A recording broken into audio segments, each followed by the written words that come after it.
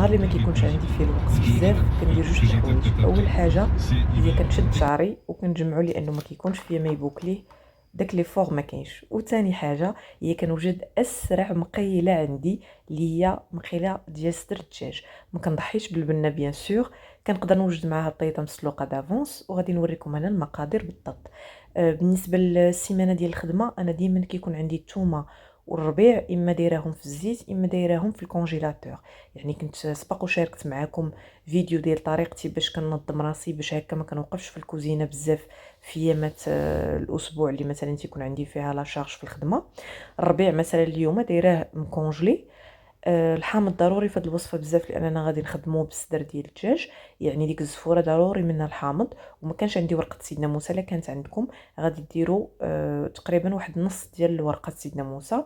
بصله كبيره، فلفله والطوماط سوريز. طوماط سوريز مهمه بزاف بزاف في هذه الوصفه، وانا تقريبا ديما كتكون على يدي كنشري واحد نص كيلو ولا ربع هكاك. كنبقى كنلوحها هكايا في المقيلات اللي كنوجد مزروبين.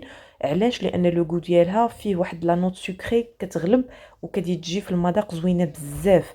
دابا مالوغوزمون اغلبيه ديال انواع مطيشه انا لاحظت فيها واحد لاسيديتي، لاحظت ولات فيها واحد لاسيديتي خايبه بزاف. الوغ واش كندير؟ كنقطع الطوماط سوريز. الا كان عندكم شويه الوقت حيدوا ليها الزريعه، الا شكيتو فيها تقدر تحمض لكم القضيه. انا ما عنديش اشكال، كتعجبني في المذاق مع المجموعه. كنشلض البصله ديالي، كنقطع الفلفله، لا داعي انكم تشويوها.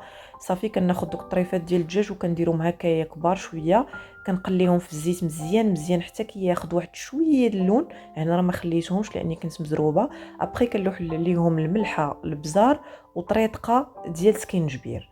كنلوح البصله كنلوح الفليفله ديالي والبصله حتى كتطيب شويه الفلفله، عاد كنزيد البصله. ما تصورتش ليا اللقطه اللي زدت فيها البصيله، كتبدا كتدبل البصله. كنزل بديك المطيشه ديالي ومعها التحميره ومعها شويه ديال الكمون.